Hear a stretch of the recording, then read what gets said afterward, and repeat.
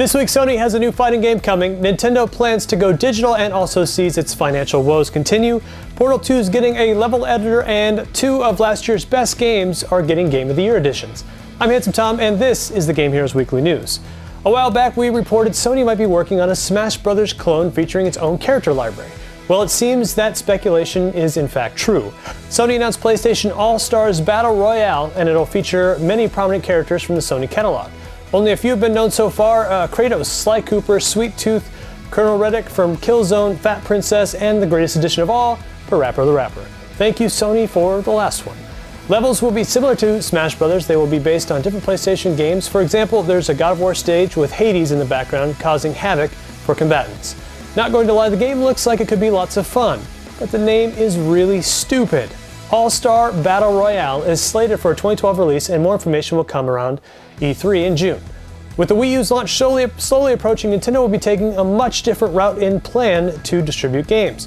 For the first time, the company will provide the option of letting consumers download full retail first-party games at launch, starting with the 3DS title New Super Mario Bros. 2 in August. For those of you who like box copies of games, don't worry, they'll still be available as well.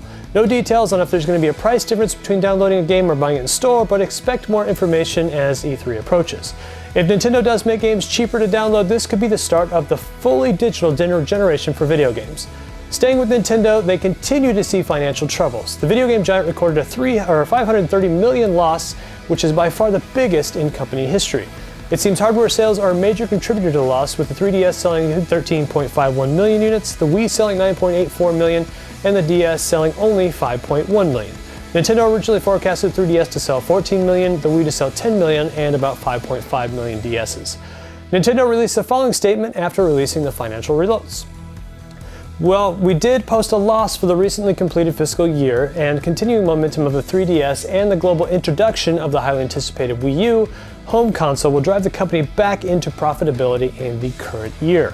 While the hard times continue for Nintendo, they really need to have a strong launch for the Wii U.